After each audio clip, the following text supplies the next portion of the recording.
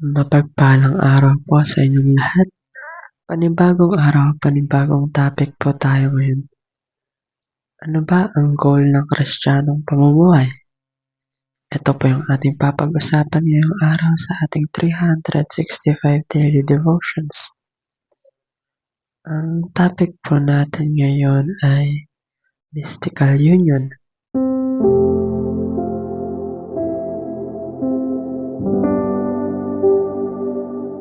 Ano nga ba ito? Ito po yung deep connection natin sa nating mga Kristiyano kay Jesucristo. Ito yung parang nasa kay Kristo na tayo. Yung buhay natin ay nakasama na kay Kristo. Kaya nga yun. Tayo ay nasa kay Kristo na and si Kristo naman ay nasa atin. Ibig sabihin, sa kamatayan ni Kristo at ang kanyang pagkabuhay ay connected na sa atin.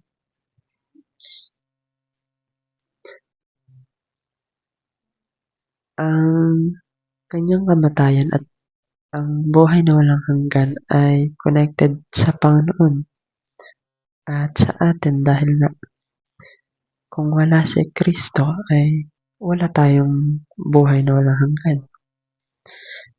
Kaya nga si Kristo ay namatay para matubos ang ating kasalanan.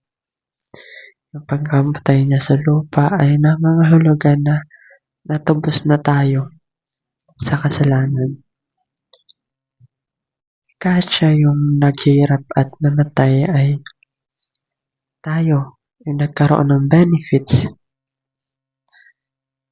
Dahil nga nagkaroon tayo ng chance at nabuhay ulit tayo, nagkaroon ulit tayo ng connection sa Panginoong Jesus at sa Diyos Ama. Ang Bible verse po natin ngayon ay John 15 verse 4 to 5 at ang sabi dito, "Remain in me as I also remain in you. No branch can bear fruit by itself. It must remain in the vine. Neither can you bear fruit unless you remain in me. I am the vine, you are in the branches. If you remain in me and I in you, you will bear much fruit. Apart from me, you can do nothing." At kung tatagalogin naman natin ito, manatili kayo sa akin at ako'y mananatili sa inyo.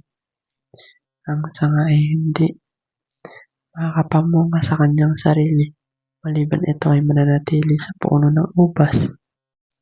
Maging kayo man ay hindi makakapamunga, malibang manatili kayo sa akin.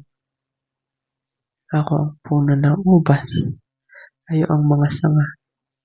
Ang nananatili sa akin at ako ay kanya ay magbubunga ng sagana sapagkat kung hiwalay kayo sa akin, hindi kayo makakagawa ng anuman. Ang sinasabi dito ay we are nothing kung wala si Jesus sa buhay natin. Dahil nga kung wala si Kristo sa buhay natin ay hindi tayo mabubuhay ng payapa, walang pagmamahal. Dahil nga si Kristo ang way para mapakita ng Diyos Ama ang pagmamahal niya sa atin. Kung malalayo tayo kay Kristo, ay parang namatay din tayo spiritually dahil ang Panginoong Jesus ang way para magkaroon tayo ng buhay na walang hanggan. For the glory of God the Father, everything will be just fine. Your joy will return and you will